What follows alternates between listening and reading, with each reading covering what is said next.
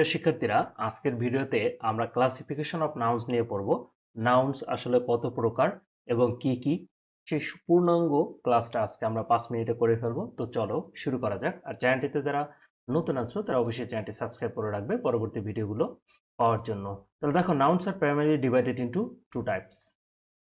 Noun আসলে দুই ধরনের হয়ে থাকে। এক হলো কনক্রিট নাউন, আর একটা হলো অ্যাবস্ট্রাক্ট নাউন। কনক্রিট নাউনটা কি? কনক্রিট হলো ফিজিক্যাল এক্সিস্টেন্স, মানে বস্তুগত যেগুলো হয়ে থাকে, ক্যান সি টাচ, যেগুলোকে আমরা কি করতে পারি, দেখতে পারি, স্পর্শ করতে পারি, অথবা যেগুলোর আমরা ঘ্রাণ নিতে পারি। এরপরে আসো দেখো অ্যাবস্ট্রাক্ট নাউন। অ্যাবস্ট্রাক্ট নাউন হলো যেগুলোকে আসলে আমরা দেখতে পারি না, কি করতে পারি না, স্পর্শ করতে পারি না, অথবা যেগুলো আমরা স্মেল নিতে পারি না, যেগুলোকে শুধু আমরা অনুভব করতে পারি কেউ বললে। যেমন দেখো, এখানে বলা আছে ideas, feelings or qualities cannot see and touch. Example হিসেবে আমরা যদি দেখি, লাভ, ভালোবাসা। ভালোবাসা আসলে কিন্তু স্পর্শ করা যায় না বা দেখাও যায় না, শুধু আমরা অনুভব করতে পারি। অনেস্টি, সততা, মানুষের সততা আসলে দেখার মতো কিছু না বা স্পর্শ করে দেখার মতো কিছু না। এরপর হচ্ছে ফ্রিডম। ফ্রিডম মানে হলো স্বাধীনতা। স্বাধীনতাও কি আমরা স্পর্শ করে দেখতে পারি না। তো যে জিনিসগুলো বা যে নাউনগুলো আমরা স্পর্শ করতে পারি, দেখতে পারি, অথবা গন্ধ নিতে পারি, সেগুলো কনক্রিট নাউন। আর যেগুলো আমরা স্পর্শ করতে পারি না এবং দেখতে পারি না, শুধু অনুভব করতে পারি, সেগুলো হলো abstract noun. According to meaning, যে অর্থ অনুসারে নাউন হলো 5 প্রকার। সেই 5 প্রকার সম্পর্কে আজকে আমরা জেনে নেই। দেখো, 5 প্রকারের প্রথম 4 প্রকার হলো আমাদের কনক্রিট নাউন, এবং লাস্টের যে পঞ্চম যে নাউনটা আছে সেটা হলো অ্যাবস্ট্রাক্ট নাউন। তো শুরুতেই আছে দেখো proper noun. Proper noun specific names of person, place, things, starts with capital letter. তোমাদেরকে ভেঙে বললে, প্রপার নাউন হলো কোনো ব্যক্তি, বস্তু অথবা কোনো জায়গার নির্দিষ্ট নাম, যেটা শুরু হয় কি দিয়ে, ক্যাপিটাল লেটার দিয়ে। উদাহরণস্বরূপ যদি দেখো, ঢাকা, ঢাকা একটা স্থানের নাম। ঢাকা দ্বারা কিন্তু চিটাগংকে বোঝায় না, চিটাং দ্বারা চিটাং, ঢাকা দ্বারা ঢাকাকেই বোঝায়। তার মানে ঢাকা একটা নির্দিষ্ট জায়গার নাম, চিটাং একটা নির্দিষ্ট জায়গার নাম। রহিম, রহিম একজন ব্যক্তির নাম। রহিম দ্বারা কিন্তু করিমকে বোঝানো যায় না। এরপরে আছে স্যামসাং। স্যামসাং একটা ব্র্যান্ডের নাম, এটা দ্বারা কিন্তু আসলে আইফোনকে বোঝায় না। আইফোন দ্বারা আইফোনকে, স্যামসাং দ্বারা স্যামসাংকে বোঝায়। 2 নম্বরে আসি কমন নাউন। কমনই এই কথাটার সাথে আসলে মিল আছে। কমন নাউন যে নামে, যে কমন নামে সবাইকে ডাকা যায়। General names of the same class or kind, একই ধরনের বা একই শ্রেণীর যে জিনিসগুলো আছে সেই, অথবা একই ধরনের যে বিষয়গুলো আছে সেগুলোকে কমন নামে ডাকা যায়, সেটাকে আমরা বলি কমন নাউন। উদাহরণস্বরূপ দেখলে দেখো, সিটি।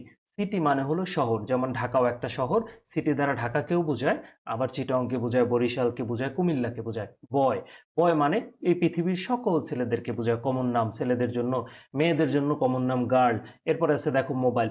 মোবাইল তুমি যেটা ব্যবহার করো সেটাও মোবাইল, আমি যেটা ব্যবহার করি সেটাও মোবাইল। সারা পৃথিবীতে যেগুলো মোবাইল আছে সেগুলোকে কমন নামে আমরা মোবাইল ফোন বলে থাকি। এরপরে আসো দেখো কালেকটিভ নাউন। 3 নম্বর আছে কালেকটিভ নাউন। এই অর্থের সাথে কালেকটিভ মানে হলো আসলে সংগ্রহ। A group of collection of things and beings, মানে হলো কোনো কিছুর একটা দল, একত্রে একটা দলকে যখন আমরা কোনো নির্দিষ্ট নামে ডাকি তখন সেটাকে আমরা কালেকটিভ নাউন বলি। যেমন দেখো, ক্লাস। ক্লাস অর্থ শ্রেণী। একটা শ্রেণী কিন্তু আমরা অনেকেই থাকে, অনেক স্টুডেন্ট থাকে, কেউ 50 জন, কখনো 70 জন, কখনো 80 জন। এরপর হচ্ছে টিম। টিম মানে হলো দল, যেমন ফুটবল টিম হলে আমরা যদি 11 জন প্লেয়ার বলি, ক্রিকেট টিম হলে 11 জন প্লেয়ার বুঝি। তারপর হচ্ছে জুরি। জুরি মানে হলো বিচারক মণ্ডলী। এরপর হচ্ছে আর্মি। আর্মি বলতে কিন্তু আমরা সেনাবাহিনীকে বুঝি, অনেক সেনাবাহিনী, অনেক সৈন্য একসাথে সেনাবাহিনী হয়। 4 নম্বরে যেটা আছে material noun. Matter or substance that things are made of, যেটা আসলে কোনো বস্তুকে বোঝায়। ঠিক আছে, যেটাকে আমরা কি করতে পারি না, কাউন্ট করতে পারি না। ম্যাটেরিয়াল নাউনকে কাউন্ট করতে পারি না, সেটাকে আমরা শুধু ওজন করতে পারি। যেমন দেখো, প্রথমে আছে গোল্ড। গোল্ড একটা কি পদার্থ। তারপর আছে ওয়াটার। ওয়াটার একটা পদার্থ, তরল পদার্থ। আয়রন, লোহা একটা পদার্থ। মিল্ক একটা পদার্থ।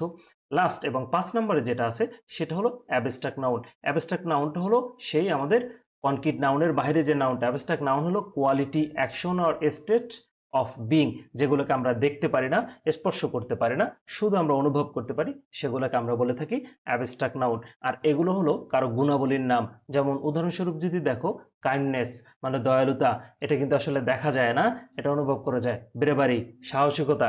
তারপরে আছে দেখো চাইল্ডহুড। চাইল্ডহুড তো হলো কি, শিশুকাল।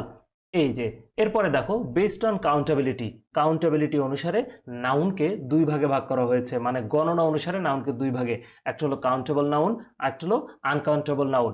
যে নাউনকে গণনা করা যায় তাকে আমরা কাউন্টেবল নাউন বলি, যে নাউনকে গণনা করা যায় না সে নাউনকে আমরা আনকাউন্টেবল বলি। যেমন হলো অ্যাবস্ট্রাক্ট নাউন এবং আরেকটা কি আছে, ম্যাটেরিয়াল নাউন। এই ম্যাটেরিয়াল নাউনকে আমরা কি করতে পারি না, গণনা করতে পারি না, শুধু ওজন করতে পারি। ঠিক আছে, এই ছিল আমাদের আজকের নাউনের ভিডিও। দেখা হচ্ছে তোমাদের সাথে এর পরবর্তীতে ভার্বের ভিডিও নিয়ে।